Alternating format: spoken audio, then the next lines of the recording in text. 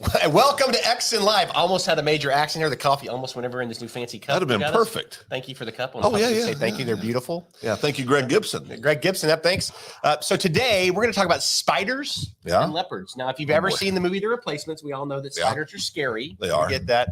But when you're a sales professional, how you hunt determines how you eat.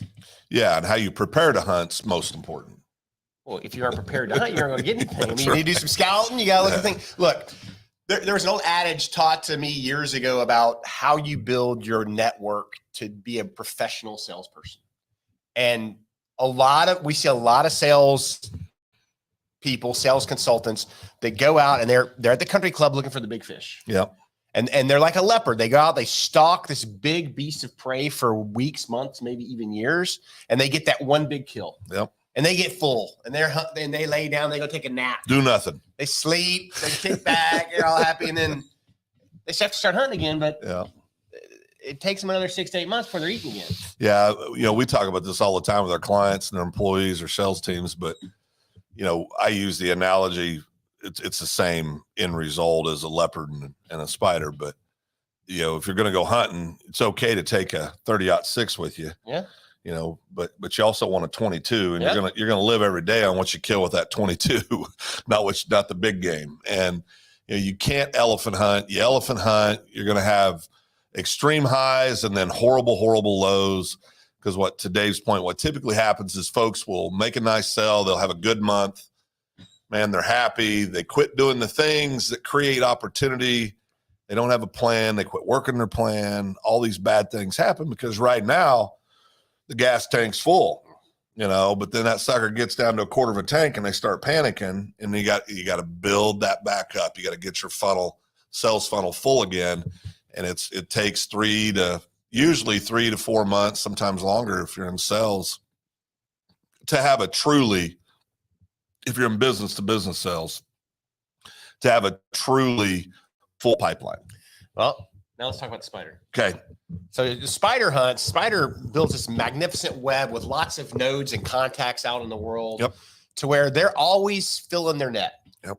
Now they're not eating prime rib, right? But they're eating pretty good every day, and they're never getting hungry. They're full, and their funnel keeps flowing, and they're not giving up on the bigger hunt. Yep. But they're still looking around, but they know they're going to eat every day. There are so many analogies that you can tie to this sales firm, whether it's Moneyball, whether it's 30-06 22 hunting, whether it's a spider or the leopard. The point is, to all of this, you need to install a consistent sales system that defines specific activities that you execute day in and day out. Well, and that's the big thing. I mean, we don't have plans.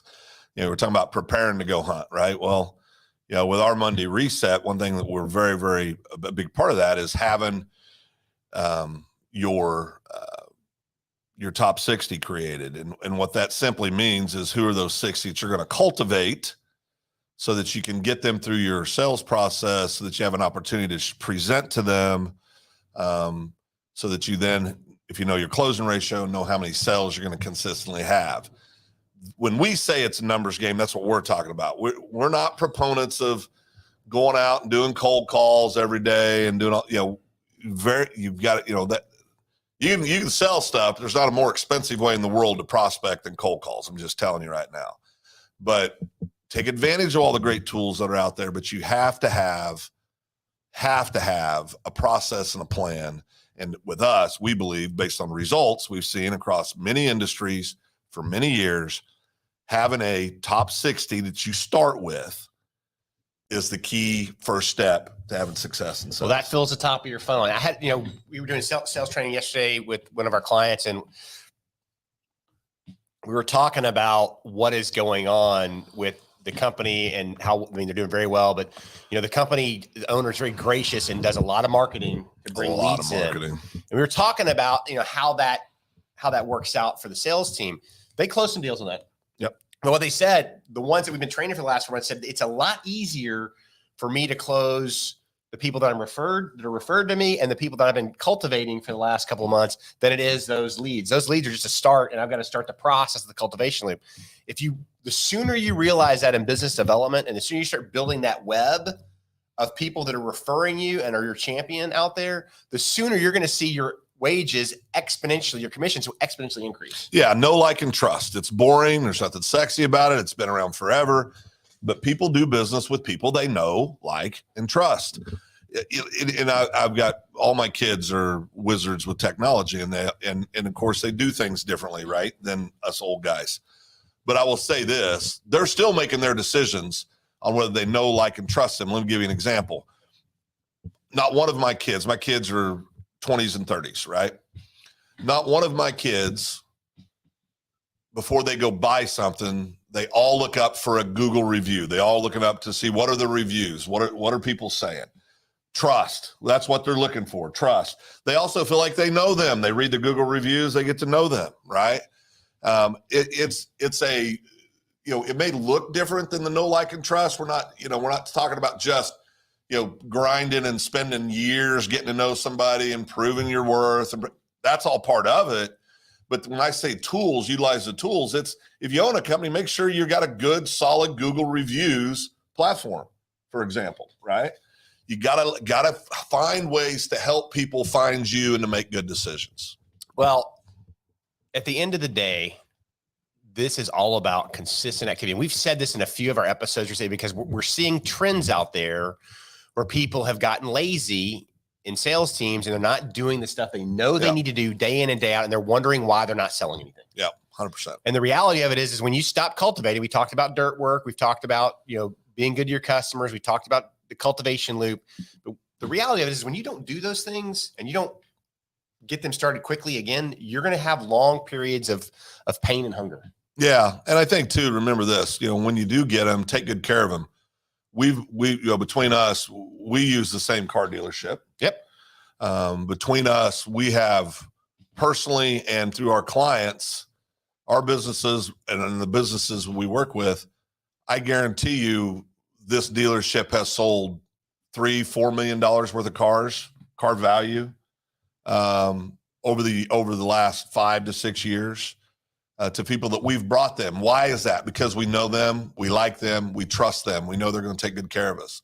We know they're going to take good care of our clients. Fact. So it all comes back to those things. You got to have a plan. You got to have a process. You got to forgive yourself if you don't have a great week this week and maybe you drop the ball on a couple things. You got to hit that Monday reset and reload and go back at it with a great attitude the following week.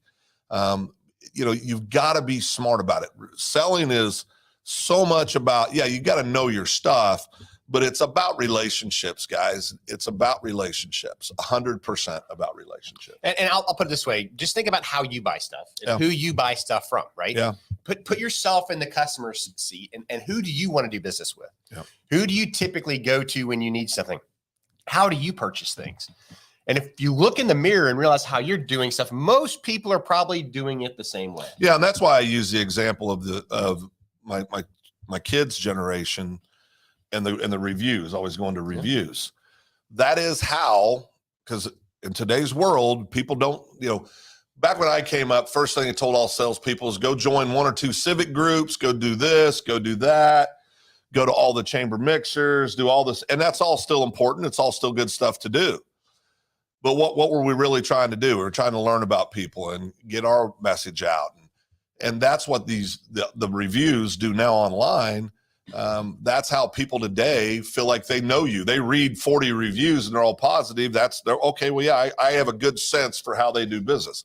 That's how I know them. I trust them.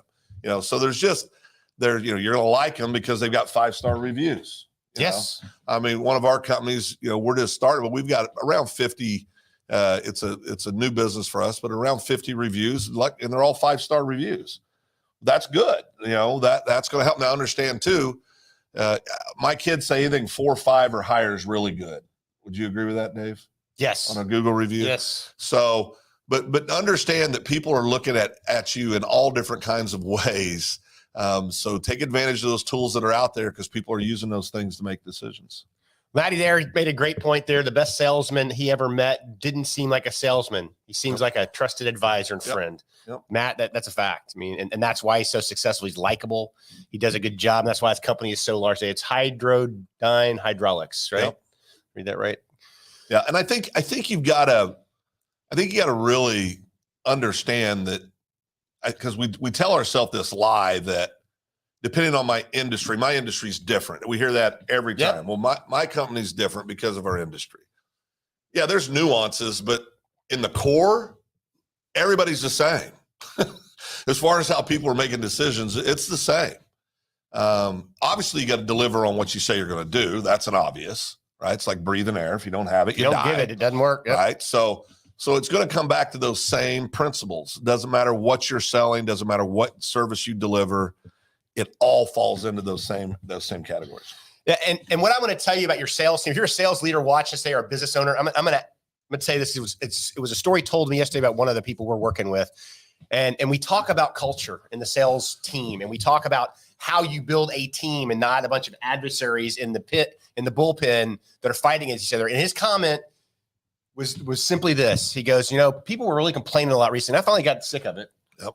And I look at him and I go, look, you can sit here and complain about all the things that are wrong in your life, or you can go do something about it. Yep. I don't want to hear it. So I'm going to go do something about it, and you can come with me. Yep. You need to build a team of sales professionals that has that young man's attitude, that want to go out and be successful, that are doing the activity day in and day out, and are slaying it. Because this young man is absolutely killing it right now. He's not a team leader. He's not a team. And he's just, happy for the team, happy for the culture in the company, happy for all the positive things that are happening, because at the end of the day, go execute your plan. Yeah, you got to execute. Build the web. And you can't give up on your plan. Too many people, because there's going to be times, sometimes it lasts a week, 2 weeks, sometimes longer, where it doesn't feel like you're getting the traction that you want to be getting. You got to trust your plan, and you just got to walk it out. Now, if you need to make little tweaks along the way, that's fine, but you don't completely abandon your plan. You've got, I cannot stress this enough. Your plan is imperative. It's so important to the overall success. And to your point, you don't change the plan, you change the tactics. Correct. You change the activities. If activities you're doing aren't working, adjust your activities. Ask guys and gals that are being successful right now, what are you doing to be successful, and emulate them. Yeah. And I think too, I was on a call yesterday talking to a young man, Heath, he's in Washington State, and we do work with Heath through our franchise consulting business. But I'm asking him, I said, well, what's working here? What's working there? And we've got a peer that's out of California that's just been on fire lately. I said, well, what's Eli doing? Walk me through what Eli's doing. Great ideas and great tactics are all around us, but too many times we don't want people to know we're struggling. We're too proud. Yeah. And I got news for you. Everybody on the sales team, they know if you're struggling. It's not a secret. Okay. So suck it up, be a big person, and go ask, what are you doing, man? You've been killing it for the last several months. What are you doing? They'll tell you. They're on your team. They'll tell you. So don't be so proud that you're afraid to go ask for help and guidance from your teammates, from outside resources, whoever it is, if you need help. Well, Phil, those are great points. Oh, thanks, Dave. Good job. I did the best. To close this out today, go out there and sell something. Go be the person you can be. Be the person you can see in your head that's successful, and ask the right questions. And don't be afraid to ask for help. We're here if you need us. EXSIN.co. With that, Dave and Phil, we're out of here. Ask for the check. Ask for the check. Nice.